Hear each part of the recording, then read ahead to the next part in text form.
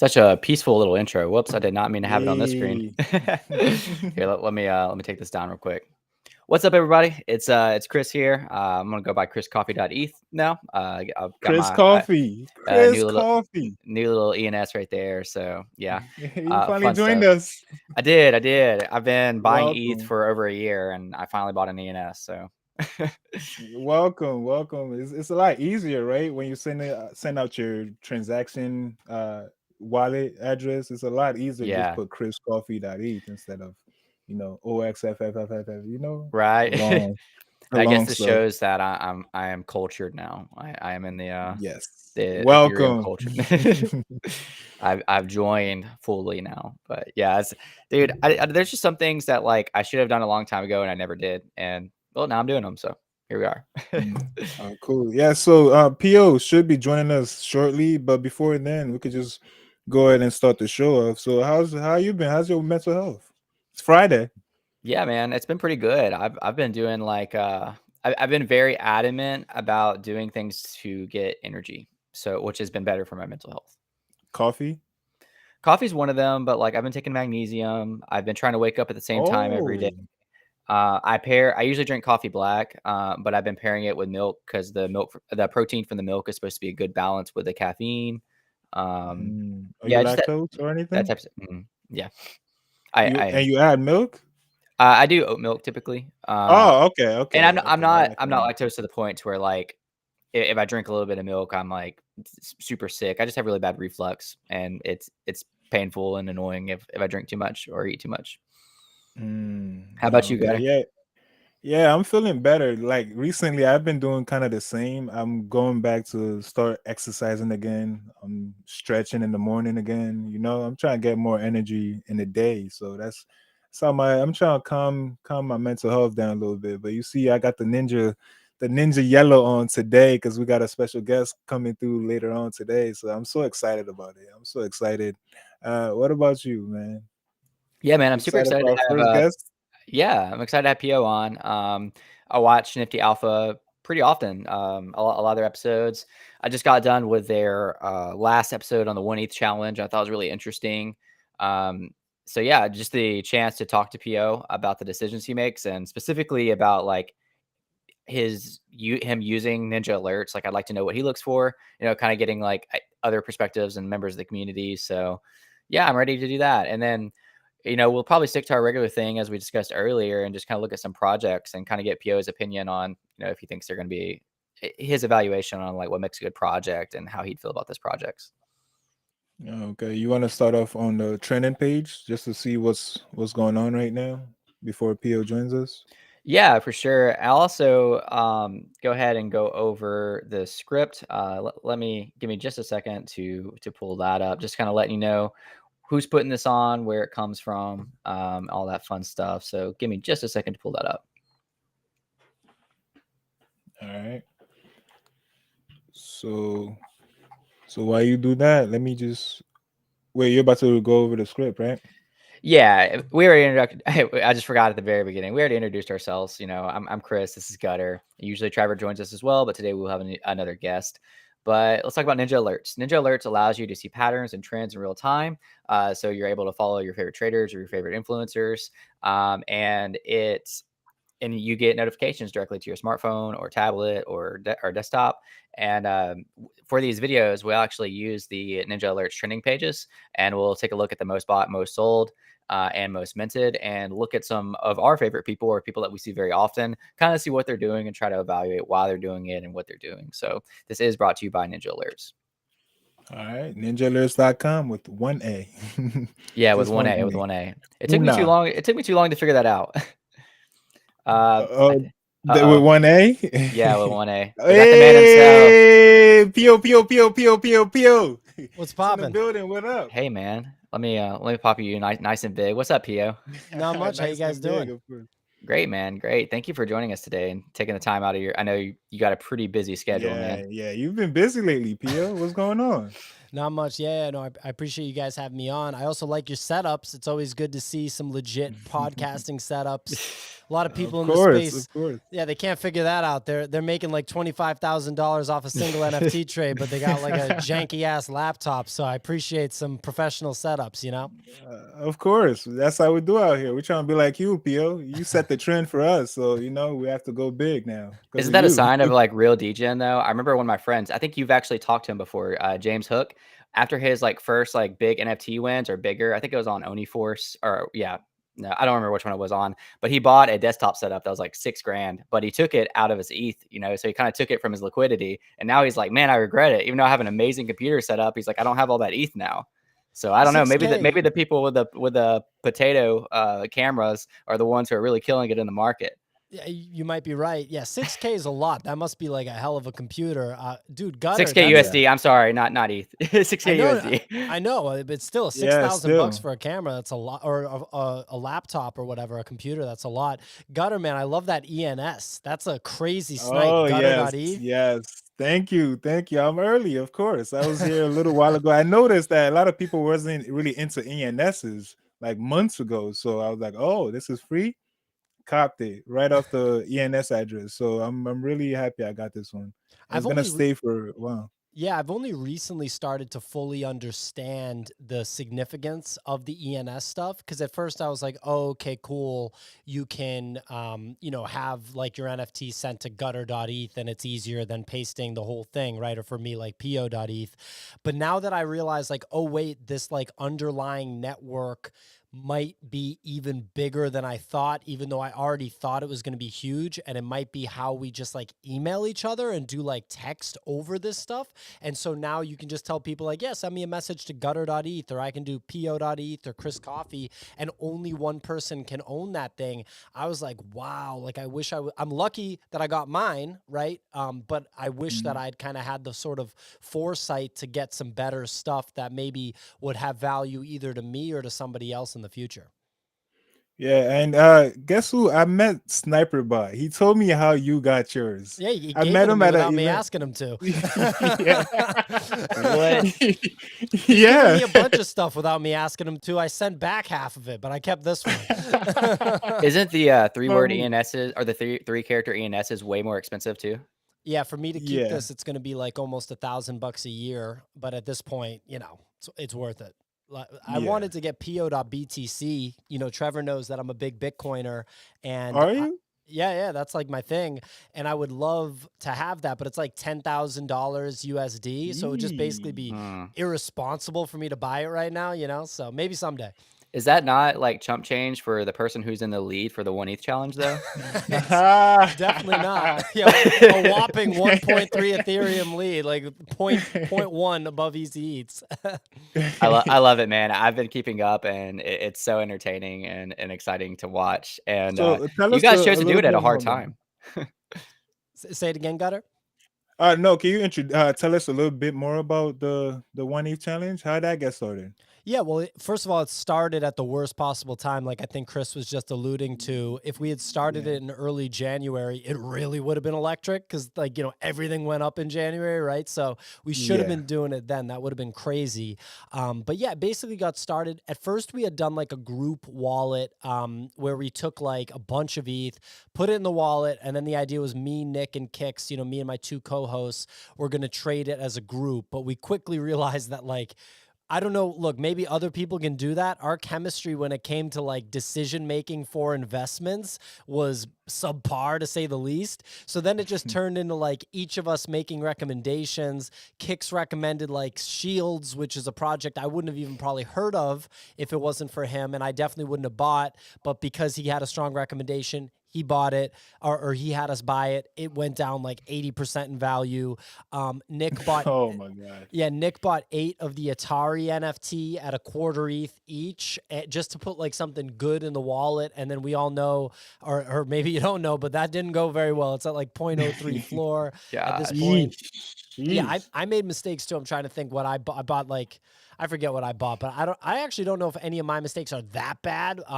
But regardless, it was hard to manage. So then Nick was like, we should do a 1 ETH challenge because it's a more accessible amount of money for the audience members to be able to relate to. And it's been entertaining for sure. The market is just so gnarly right now. But for me, the learning experience of a few things has been crazy. Watching how frequently Easy Eats trades and like how Solana trading when you bring it onto Ethereum is just kind of weird because it's like, I think he spent 1.4 Ethereum in gas on his 1 ETH Oh challenge my wallet, goodness. and he's not Oh, in the lead. You know, think about that. wow. Yeah, that's nuts. That's absolutely nuts. I saw like on the last interview, he was talking about like, yeah, I might hold on to this for like a couple more hours, and I'm sure he's doing that probably all day, every day during this challenge. He was up to like over 2 ETH of value at one point, but he traded himself out of it. And, you know, like for me, my issue is selling things, right? So like I had the cap blocks in the wallet. That's one of two things that I think I sold, but the cap blocks ran up to 1 ETH and I could have sold it there, but I guess I thought it was a better idea to wait for it to go back down to 0.7 and sell it over there, you know? So it's been an interesting experience. It was funny for me to see what Nick bought because he bought like really random stuff that I wouldn't have thought he would buy. I'd say Kix's performance has been super on brand, just like really all over the place. And when he doesn't have a massive bankroll to just ape into like a new project and recoup all the losses of the last 30 days, you know, it's not necessarily going his way. And then Micah G, you know, my eyes were open watching his market manipulation because he was very transparent about the underhanded and unsportsmanlike tactics that he's been implementing. So that was a good learning experience for me too. He aped into Kevin Wonks, didn't he? One of the Oh Kevin man. things. Yeah. Howler MFers is actually Okay. what it was. Oh Yeah, that's what it was. no. That's what it was. That's what it was. He bought like 30 of them and they went to zero. So that wasn't a good trade. So Oh man. All right. So what's your biggest win so far in in this the 1 ETH NFT challenge? space, in the 1 ETH challenge, Yeah, the 1 ETH challenge. technically the cap blocks, but I mean, I have a what's it called, a Look Labs 420 game in the wallet, and I feel okay about that. I mean, the market is what's scaring me, but I don't like my conviction in Look Labs 420 game is not scaring me. Like, especially if Beanie has anything to do with the architecture of that stuff, then I'm just like, this is like totally fine. I watched my buddy Wappy buy like, I don't know how many he has at this point, but it's a lot. And he swept the floor when it went to like 0.37 the other day. So I have high conviction in that. It's just a gnarly time in the market, and when it's not everything up season, it makes for like an interesting 1 ETH challenge. It's a little bit boring, but because we only do the updates like once every week, I feel like that's an appropriate amount of discussion given how boring it's been. yeah, man, that's super fair. I think I know the answer to this question, but I would like you to expand on it. Sure. Do you trade differently on your 1 ETH wallet opposed to like your regular wallet? Yeah, because I'm actually selling things on the 1 ETH challenge wallet, right? And like I don't really consider myself that much of a trader. Like the way I think about it is like you know, Josh Bobrowski, who speaks on our show all the time, he like identifies super high quality projects that he wants to invest in for the long term. He accumulates a big position for as early as he can, for as cheap as he can. Like he bought a lot of World of Women at 0.1 ETH. And then, he starts letting them go as it climbs to de-risk, recoup his entire investment, and then have some profits. I, in a perfect world, try to do that. But the reality of my true wins is just like identifying a good project. Projects that come to mind would be like Mutant Ape Yacht Club, the entire Micah Johnson, Aku the Moon God series, and like Smiles verse, things like that. It was Deadfellas, but I messed up and sold Deadfellas way earlier than I should have because of impatience and quite frankly, just being a bonehead. It took a while. It took a while with that one. I held it from 0.1. I bought one at 0.1 and one at 0.17 and sold at like over 1 ETH for both of them. But it was obviously a massive mistake because they ran to 5 afterwards and I would have gotten dead friends. It was so stupid. It really was. Like, I don't even want to talk about it. Yeah, it happens. It happens. So What's your overall your biggest win so far in that whole NFT space? I think it's going to be long term, either just owning a mutant ape from mint and not selling it, or Mm. it might even be the whole Aku bag that I have, the Micah Johnson bag, because I think that is the most slept on project in the entire space, and I'm that's not even hyperbole in my opinion, because it comes from Nifty Gateway. It's basically the by far the best thing from Nifty Gateway in my opinion, and the only thing that I was buying on Nifty Gateway after the bubble burst from there, which happened early. It happened in like March, right? And so that launched February 22nd, 2021, which is earlier than I think a lot of people were in NFTs. And that's right when I got into NFTs. So my first week in NFTs, I bought the first chapter, and then the bubble burst, but I kept the conviction and I kept buying the chapters. Thank God I bought chapter 2 and chapter 3, because those are the two most valuable chapters in the collection. Even chapter 2, it was such a bad bear market that you bought it on the primary for 1,000 US dollars, because Nifty Gateway's denominated in US dollars, and it went as low as 600 right away. Like, you just bought it and it just started going down in value. So I didn't have the conviction to buy more at like 600 bucks, because quite frankly, I was just pissed. I just watched like the bubble burst and all the NFTs I bought get cut like by 75% in value. And even this high conviction thing that I just bought couldn't survive how bad the market was and dipped to 600 bucks, but I still bought chapter 3, and that turned out to be the best one, because it's the scarcest. So like curio cards, when it's like a series of effectively open editions, the scarcest one acts as the bottleneck for the whales to be able to own the whole set. So the highest sale, I think, on that chapter 3, which again cost 1,000 US dollars, was $80,000, and Ooh. it just trades between 30K and 40K all the time. It would be a good thing to check what it's trading at right now, because it's like a bear market or it's going bear, but I'd be Yeah. surprised if it's trading under 25K. So he's putting out avatars, an avatar collection, and it's going to basically be scaled. How many of those you get to mint depends on how many of the Aku collection you have. And I have one of chapters 1, 2, and 3, and then I have multiple of everything else, including like 4 of chapter 8 or something. So I got a huge bag of Aku. So I think I'm going to be able to buy a ton of the avatars, and then if those do something, that whole bag might be like a Bored Ape level bag for me. Man, Really? And it I do wanna highlight one thing you said that I really like is you being, early, but having the conviction to stick with it. Because I feel like a lot of new people in the space, or even people that are just coming in the last few months, are like, "Wow, you're so lucky, that you got in early." But it's not just luck, it's so much conviction that you bought at that time and held through the FUD, held through the bear market, and, held on to it that whole time. It's so much more than luck. It's the conviction of being early and not dipping when things got rough. But I missed Bored Apes right then, right? So I'm buying the Aku. I'm watching chapter 2 go down in value in March. Chapter 3 came out. It wasn't going up. Bored Apes drops, and I didn't Mm, buy them, right? yeah. And I was mm. right there. I was there, like I was deep. I had a lot of NFTs at that point. Just no reason that I shouldn't have. So Yeah. that's the biggest miss. But can't look backwards, and that's why I bought the Mutant Ape. Should have bought like a bajillion Mutant Apes, but obviously, hindsight's 2020. Yeah, that's but the all the Aku stuff is still on Nifty Gateway only, like the Well, everything. they're Ethereum NFTs, so I've withdrawn all of mine from Nifty Gateway, and they're just in my Oh, vault. So I have them vaulted, with like a cold storage device on MetaMask. So that yes, they're on OpenSea. They the kind of price action is easier to read on Nifty Gateway, but he's starting to get action on OpenSea too, because I think the market's waking up.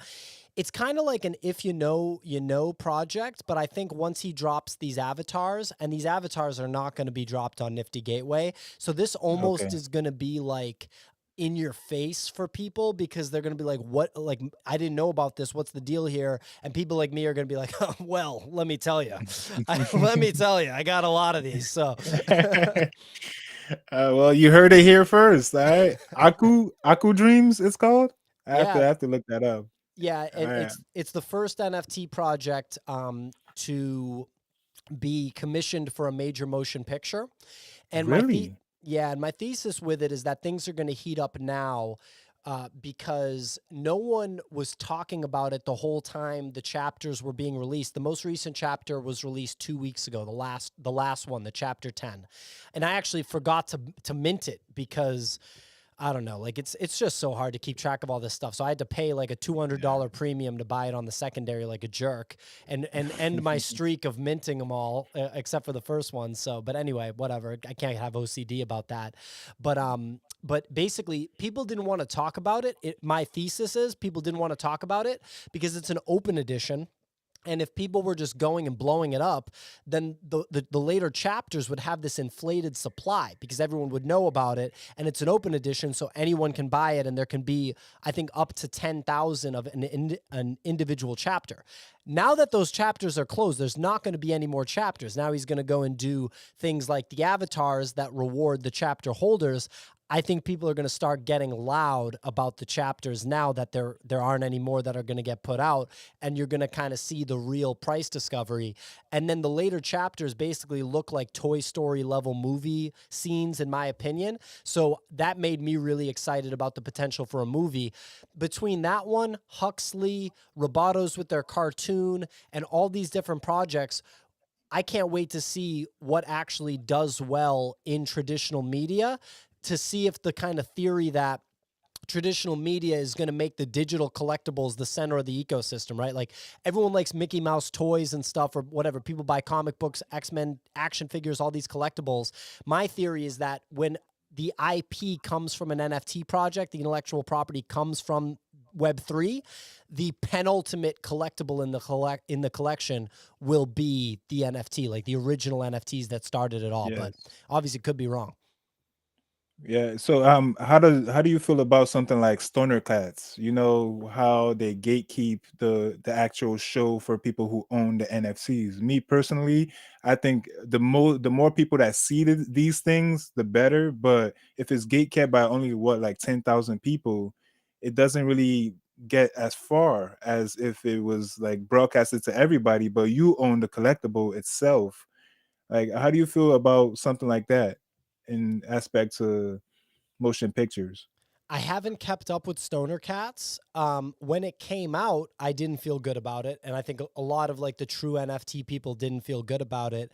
Have they done? What have they been doing like with the money that they raised? I know they raised a lot of money. I don't think they're doing anything really. I don't think they did anything. Well, there's your. I mean, they literally just took a bunch of money and they said, "Here's a TV show," and they didn't understand that that's not how it works. And you actually see that with some musicians that get into the space. Is they're like, "Well, here's my Mhm. music. Buy it in NFT form. You own it now." And the person that buys it is like, "Okay, and now what?" And they're like, "Well, we'll give you access to more of my music in the future." And it's like, dude, it's not going to go up, right? So we're waiting for an entrepreneurial artist from like the music world or something else to basically develop a model that works, right? And so we saw it like 15 years ago or whenever it was with like Macklemore and Ryan Lewis when they put out their music and they did it 100% independent and they sold out stadiums and the label didn't get any money and they just got rich, right? And that was like a Mhm. precedent setting thing in the music business. We need to see that utilizing Web3 technology. Someone needs to come through and really, really show people how to have a crazy high, highly valuable, high appreciation rate music collection. And the way I think that that would happen would be that someone that isn't that popular releases their stuff in NFT format early, and then they legitimately blow up and they use their blown up platform to drive value to the tokens. But when I look at Stoner Cats, all they did was they took a bunch of money and they made a show. And the holders, I'm assuming, didn't get much of an increase in value. I don't know what the floor is of Stoner Cats, but I'd assume it's at or below mint price. Yeah, it's around there. It's at or below I mint was just price. at it and then I got away. The Mint floor price was is 0.2. okay, yeah, the floor is 0.294 with a 7.6K volume traded. So I guess it's Better than I still, thought. yeah, especially for the entirety of the market right now. On transition real quick, PO, I said Neo, PO, what Gutter and I usually do every week is we use Ninja Alert trends to look at the most minted, most bought, and most sold. Mhm. During that time, we see your name pop up every once in a while. I see your name pop up on some of these projects. We're wondering if, if you'd be comfortable if we could look at it together and you could kind of give some of your thoughts on projects, like what you might look for, what you Sure. think might be bullish, what you might, just your overall thoughts. But would you be interested in just looking at one of those projects with us? Absolutely. Sweet, sweet, And man. before we get to that, what is the like? We was asked in the spaces earlier today. What's your top 3 criterias for a successful project? What do you look for before you ape into something? Sure. So I actually just made a video about this that hasn't come out yet, so I have it fresh, top of my mind. I kind of break it down to like product, right? And when I say product, if it's an art project, then that's the art. If it's a project like Links DAO, it's like everything that's happening on the back end. That's kind of the way I think about it. So what is the product, and like, do I think the product is good? So if I look at like Links DAO, I think that that's good. If I look at, a collectible like Loser Club that's based on the art that drops today, I think that that's good. Yeah, I like Losers Club. I really like that art, and I like the artist, and Me he too. comes from, Me yeah, too. he comes Javon. from, yeah, Jay Vaughn. He comes from the music industry, and I know how hard it is to make it over there, and it seems like he actually got legit traction there. So, and I like what he's doing with the live streams. I think that there's a lot of good stuff happening there. So that segues me to like team, right? Who is this? Who is making this? Is it an Anon team? If it is, I have a lot of questions. Is it a Docs team? Okay, cool. Where do they come from? Do they have Web3 or NFT backgrounds? Do they have crypto backgrounds? Do they have entrepreneurial experience? These are the things that I ask. Like, what's the structure of the team? And then the third thing is like, what is the future, right? Because we could have a sick product where it's like, what if it's a really good song with really good artwork and it's a music NFT project? So that's the product side. Then you look at the team and it's a really good musician. Okay, so that checks out on the team side. But then what about the future? If the future is you get more of my music, or you get to go to one of my live shows once a year that no one's going to go to, or like, because the space is so, decentralized and distributed and everything, that's where I'm just like, I don't really understand what the future is for this, All right. So in terms of music, like what utility could a musician give you other than the rights to that work that'll make you buy his music NFT? Well, you're asking the literal $1 million question that, in my opinion, no musician has figured out just yet, right? Like, I'm not throwing shade at anybody, and I have friends in the space that are talented musicians, right? But like, I Mhm. don't think that there's been any music NFT project besides this what the hell is it called? Waves? What is it called? Synth waves, or wavelengths, or it's I think I know what you mean. there's I one think that I've was, heard of it. yeah, But it's not an artist, a specific artist, is it? it's a no, it's a generative music project, right? Oh, okay. But we just haven't seen any like musicians project like Moon, right? Like really like Moon. Yeah. And people need to understand that price appreciation is the most important thing with NFT assets. It just is, because it implies that whatever that asset is and represents is working, right? It means that people want Mm. it. And so Links DAO minted at 0.2, it's holding a 0.5 floor through this choppy market. People want it. Even though it's like, we're going to buy a golf course. At this point, I'm like, I don't even think they're going to do that. I think they're going to have to just totally pivot and do something totally different. People are like, fuck it. Really? I'm along for the ride. Let's go. So It's crazy you bring that up because when Links DAO came out, I thought it's so far off that I'm just gonna wait for a little while till the hype dies, till the FOMO dies, and then I'll scoop some when the price drops back down. But the price is still holding steady higher than I imagined it would. So you don't think now would be the best time to get in if they are gonna actually come through with their project, or you think it's it could be. I mean, it's a good sign that it's holding the way it is. If you really like it, you could buy one now. And then if it goes down, you could get excited and buy another one, like basically average into it if it goes down. But when I look at that, I look at the team, right? Mike Dudas, Silicon Valley entrepreneur, really established.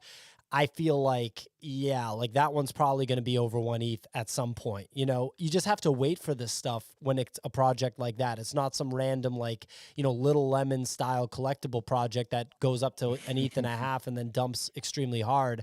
But right now, the market is saying LinksDAO is good because it just won't go down. The market's also saying Stapleverse is really good.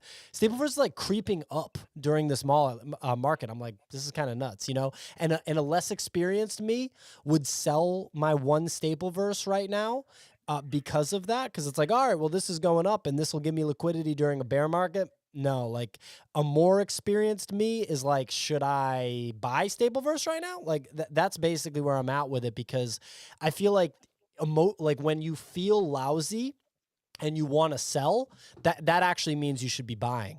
And when you feel amazing and you don't want to sell, you're like, this is going to the moon. That's the time to actually sell. But I always feel like that though.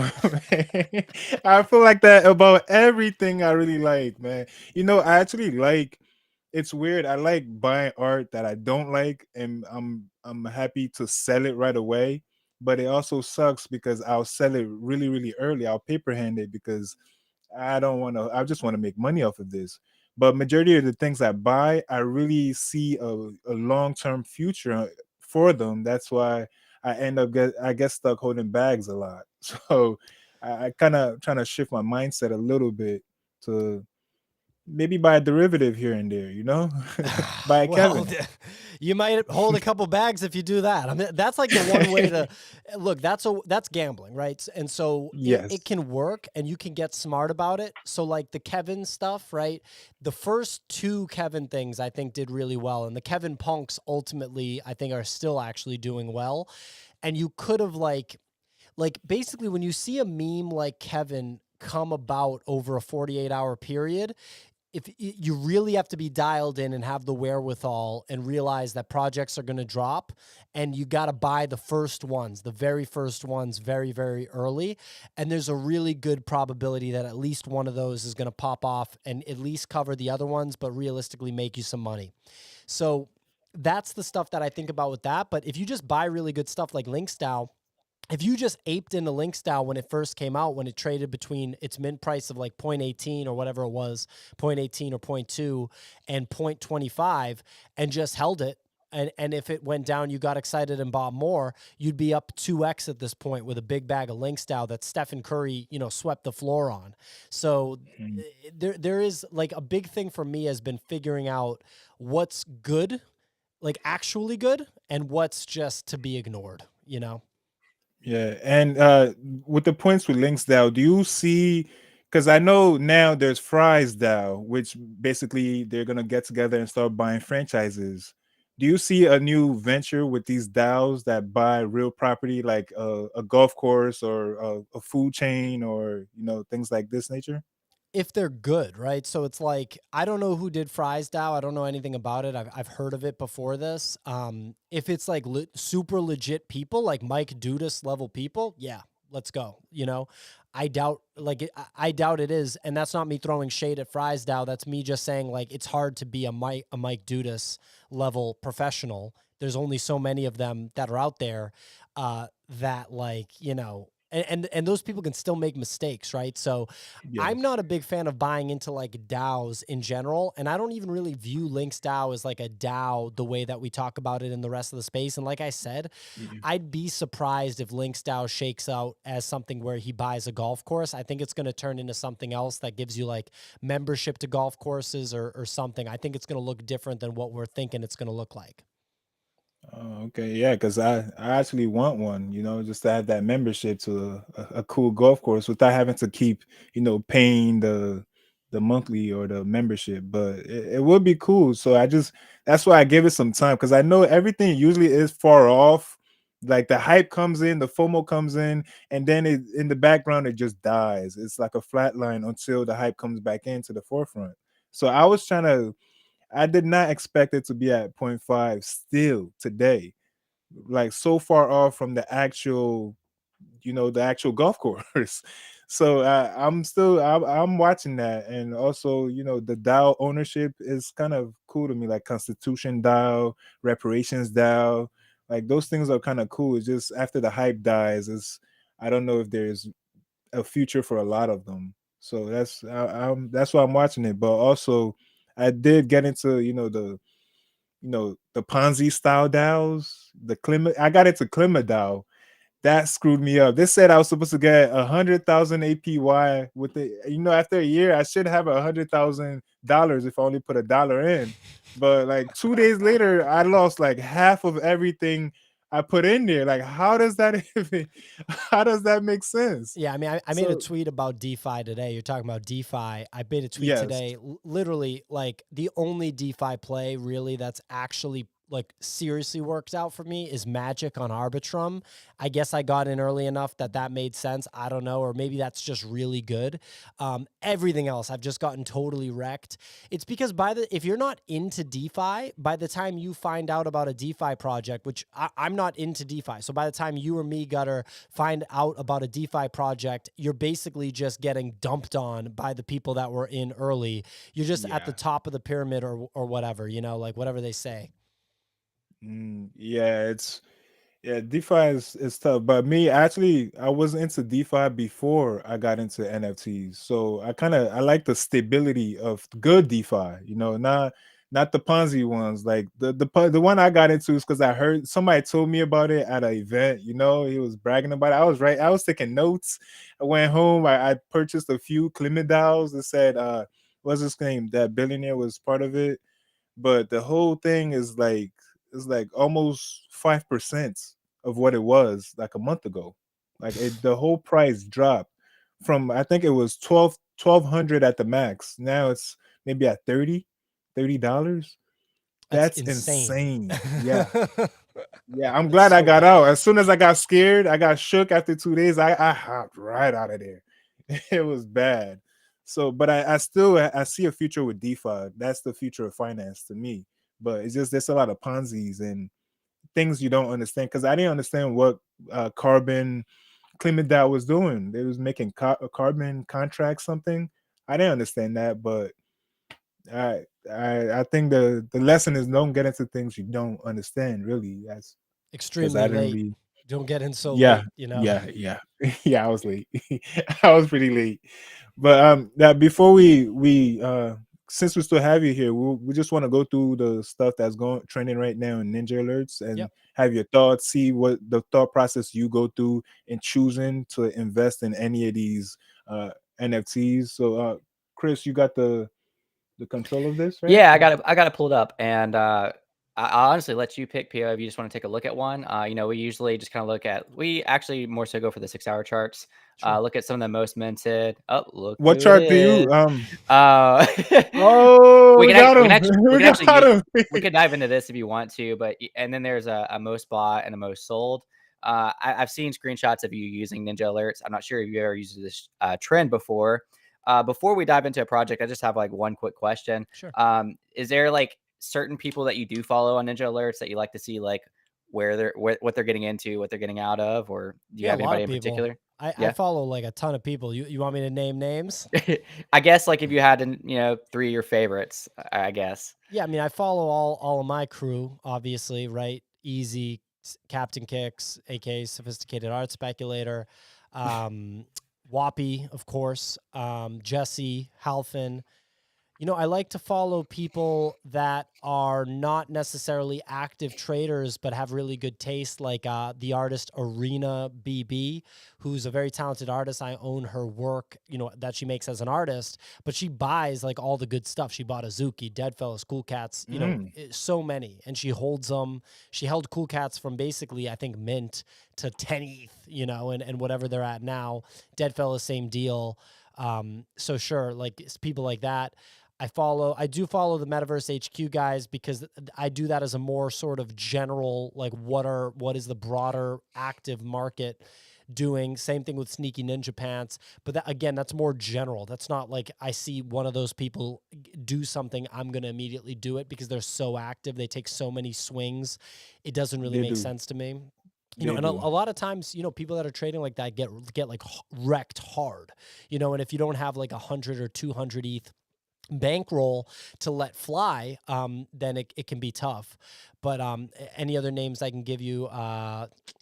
trying to think anyone else that I really, I mean, just people from our Discord, Burtness J, like people that I know from our Discord that make good calls in our Discord. And I just want to be aware of what they're doing in the market. And I just want to be passively notified without having to open a browser. I can literally be, taking my dog for a walk and the phone vibrates and I get the Ninja alert. Man, that's great, and you gave some amazing input just on how you use Ninja Alerts as well. Because a lot of times Gutter and I are watching, and like we'll just see a whale tackle a floor, and we're just kind of like, maybe we should follow that whale. But sometimes if you do that, you're gonna get wrecked. We I've gotten watch wrecked already. we we I've gotten wrecked. watched Yeah, what was his name, Gutter?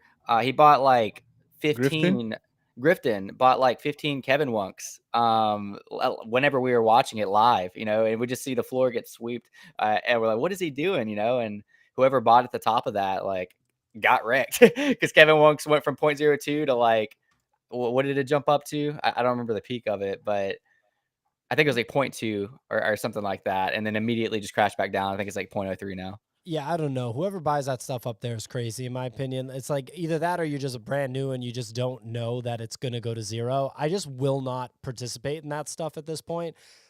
Excuse me. I probably should have done the Kevin stuff because I was right there for the very first Kevin stuff. And it's like, yeah, it's probably going to go up. But it's just still like, it feels so lousy when you lose money with that stuff. That's the thing, because it's just Yeah. such junk. But yeah, I mean, if you're really savvy, you can recognize when to get into that stuff too. You're inevitably going to get wrecked at some point is the thing. So just be ready for that. It's like if you're an MMA fighter, unless you're like Khabib, you're going to lose a fight at some point.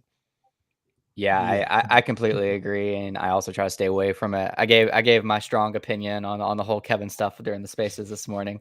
Let's dive in. Do you want to talk about this project that you bought in you Loveless. minted, or do you want to talk about another project? Yeah, I missed the allow list for that love list, man. I'm mad about that one. You okay Yeah, with diving into this, Pio? sure. I mean, I don't have advanced research. This is one where I don't even remember who brought this up. I think it was brought up on our morning show. It seemed pretty legit. People in the Discord vouched for it. I had our kind of like whitelist giveaway lead, this guy Eric in our Discord, also known as Eric721 on Twitter, and Dirtbag some sequence of numbers in our Discord. He's fantastic. He's part of our staff, and he reached out to them and they were game to give us whitelist access. So we got a few staff spots, and I snagged one. I ended up minting this. I mean, it was minting at 0.1 and it's trading at like 0.35, 0.4. So it wasn't a hard decision. It's a docs creator. The art's cool. They have a roadmap. Yeah, it seemed pretty good. And it Heck yeah, seemed, man. yeah.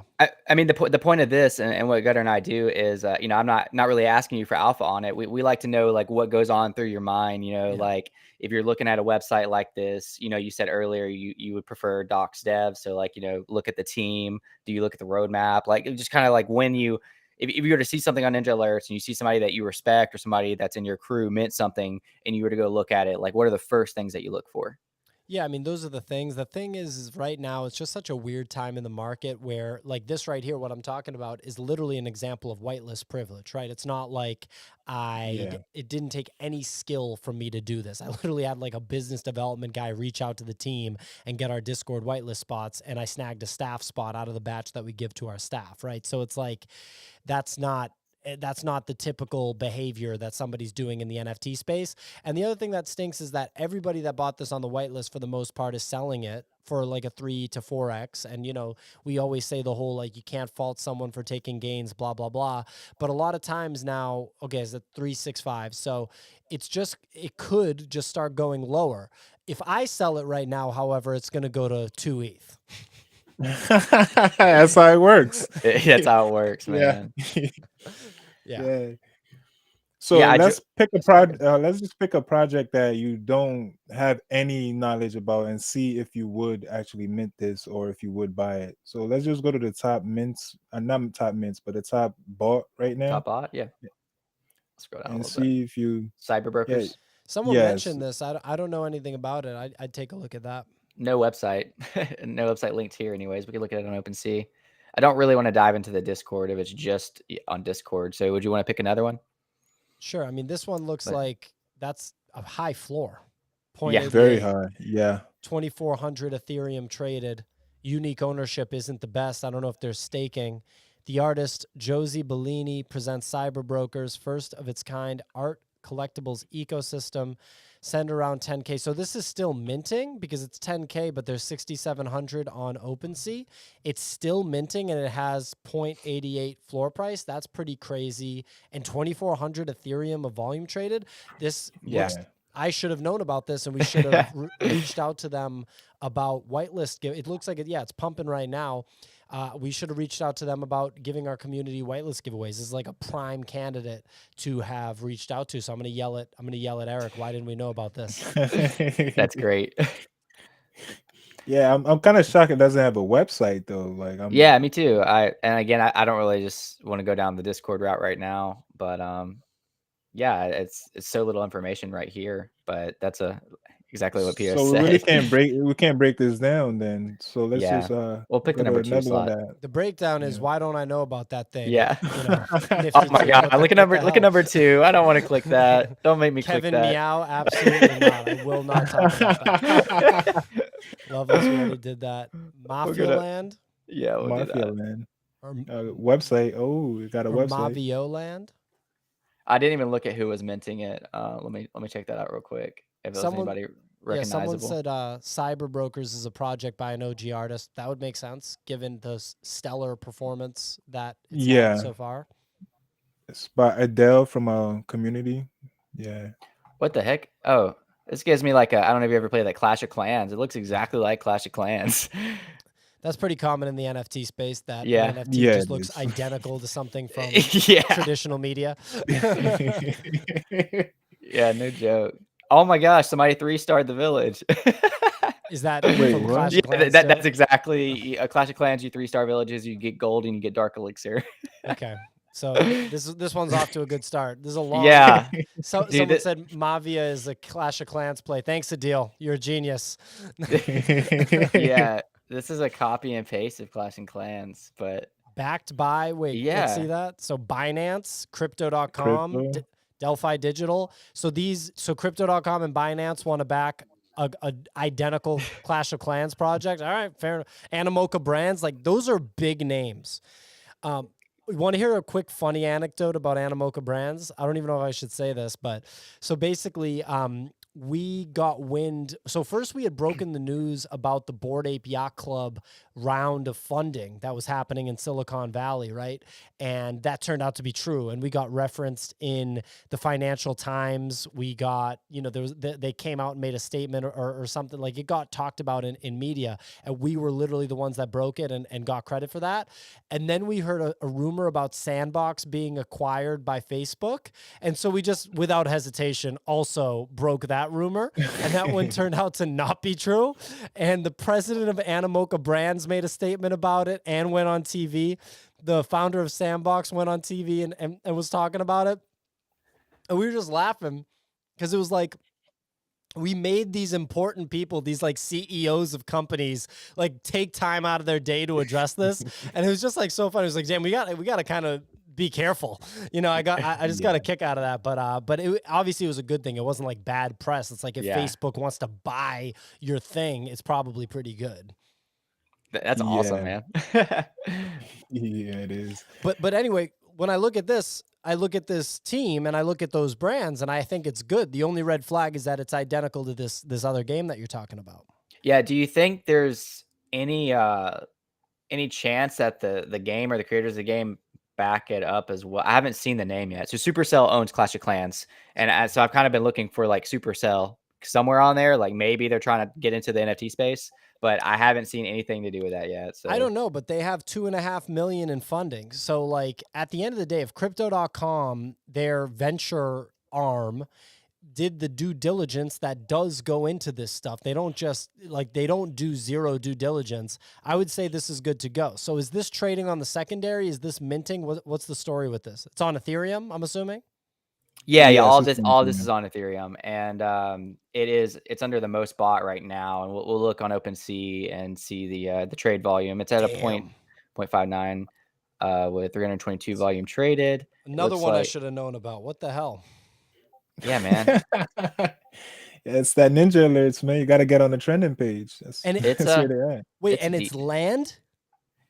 Yeah, I'm just now seeing that too. I Oh don't. man. That would be something we would need to dig into even further of like what these things represent. It kind. I don't know. It I mean, look, this has been good. Like this type of thing has been good. I'm going to bring this up on the show that I'm doing with Captain Kicks in 10 minutes because he's like the expert on this stuff. It looks like it's pumping now. I mean, if this is venture backed, you know, crypto.com, game ecosystem, virtual land, zero point 0.6 floor price, 322 ETH volume traded, unique ownership needs some work, but I'm assuming that just means whales have bought in. I also want to know if it's still minting, because there's 2,900 items. Is that how many there are going to be? Could you expand that little description right there? yeah, sure thing. Yeah, no quantity listed there. I Yeah. mean, it looks good. It looks better than Metroverse, and Metroverse went to 2 ETH. That's like a star-studded backing on it, and yeah, I mean, I'm gonna write it down. Mavia You, Land. you might be trading out your sheet fighters for Oh, you for still some got Mavia Sheep land. Fighters? Fucking shit fighters. Trading out, man. Sheep Fighters. He'll probably come Uh, back, but I should have Yeah. sold him at 0.3 for the 1 ETH challenge for sure. That was so stupid. Ugh, yeah. Yeah, yeah, this looks pretty cool. Other than the fact that it's a copy and paste of Clash of Clans. the Um, knockoff. Again, like maybe there's a chance there's some sort of tie or rights. You know, I would probably have to like look up some of these people to see if they have any tie with Supercell. But I mean, this is But kind of nuts. I mean, if they're not copying the same characters or their IP, they could pretty much do the same thing, True. right? They don't really have the IP rights to just You're only be the right. only one to It do I something guess like this. personally, it just kind of rubs me the wrong way. Like if it like literally looks like the same thing, but I mean, if it's It's different on the characters, blockchain different. though, you know? It's A Web deal. 3. Yeah, this guy a deal over here comments, and he's got all the info. He's like, "You're gonna wait 9 Yeah. months for Mavia Land to be utilized. Better chance to buy it cheap later this year." A deal's got a big brain. I'm over here trying to Yeah. FOMO into a pump, and the deal's keeping me Yeah. honest. We're gonna click back over here on the most bought and just see PO. See, that's exactly what I thought about Links DAO. That's why I thought I'll wait a little while before Links DAO comes up, but it's still up there. It's still up there. You I'm know, 0.5 might be cheap for this. You never that's know. what. Yeah, that's the thing. I mean, Link's DAO. This guy's telling us about cyberkongs. Cyberkongs cost like a ton of money, doesn't it? I know. Yeah. Like a deal. Oh, come on, like. Gotta get those bananas, man. That way it can pay for itself in a couple years. Let me Yeah, get but what this. are the odds that Mavia Land is going to be 1 ETH but in 1 week time? It's a good question. It's Yeah. it might be some good odds on that one if I had to, but I still have to do some research on it. See like the max if there's. It seems like it's still minting right now because 2,400 is not a lot, or 2,900. That's not a lot at all. Exactly. So just have to watch it and see how it goes. PO, But real I know you quick, got to dip in like 7 minutes, man. I don't know, God, if you wanted to say anything. I was gonna wrap it up real quick, but all right, just real last. Did you hear about the Walking Dead drop that just happened? Yeah, I did. Is that doing well? What blockchain is that on? It's ETH. It's on OpenSea. Oh shit, I didn't know that. Let's It's take a it's look at that. exactly like Adidas. Could you pull it up real quick? It's exactly like Adidas drop. You get like about 5 airdrops or 5 different NFTs throughout the year. So it's the exact same frame. It was at 0.1 yesterday when I said no, and now What's it's it at at now? around 0.4 or 0.5. Wow. Yeah. Walking Dead. it's at 0.29 right now. I just got to Oh, it's pull it up. 2.9. Yeah. But if I Is saw this it dropped. Walking Dead official at 0.1, 5,000 supply, over 50% ownership, I would have bought that in a heartbeat for sure. Because I'm Yeah. assuming I'm not trying to make you feel bad. No, you're right. You're right. There's this looks pretty decent. Like, I don't know, that looks okay. But yeah, 5,000 supplies nice, high unique ownership's nice. Walking Dead official on Ethereum. Does a legacy media brand know what the hell they're doing? It almost feels that way, so. Yeah, Walking Dead has been in the industry for a while now. They have the sandbox assets, a lot of sandbox assets. So they've been working for I think at least a year. So Wow. they've been in the NFT space for some time now. But we're gonna go ahead and wrap this up because we're coming down to the 1 hour mark. So Yeah, uh, thank you so Chris, much, PO. Anybody watching this video, of course, go follow Nifty Alpha on YouTube, on Twitter. Get a Nifty Portal Pass on OpenSea. PO, like anything else you'd like to add or shout out, or anything else before you got to go? No, I mean, look, Ninjalerts was the first sponsor of our show. In the first, we got sponsored for like a month, and it was a very positive experience. We did one more sponsorship with Ninjalerts since then. Trevor's my buddy. We got beers over here in the Boston area not too long ago. It's the #1 tool that I use, and I'm not sponsored to say that right now. So, yeah, this is what I'm looking at with Ninjalerts, and now I finally get what Gutter's doing with that mask thing. Now I get yeah, it. Now I get it. yeah. Now that you put it over the mouth, I'm like, okay, that's the Ninja. Yes, it is. All right. Thank you for stopping by with us, Pio. We really appreciate it. Absolutely. And My pleasure, fellas. all right. Guys, thank you all for watching. Gutter and I go live 3 times a week on Twitter Spaces and on YouTube, and we have amazing guests like Pio. What a way to kick off our first ever guest. It was a privilege to be able to get alpha from you, to be able to see how you evaluate projects, and of course the leader of the 1 ETH challenge. Yeah, so That's the best. That's the best. yeah, that's the best. That's a Twitter bio worthy. So thank you guys so much for watching, and we'll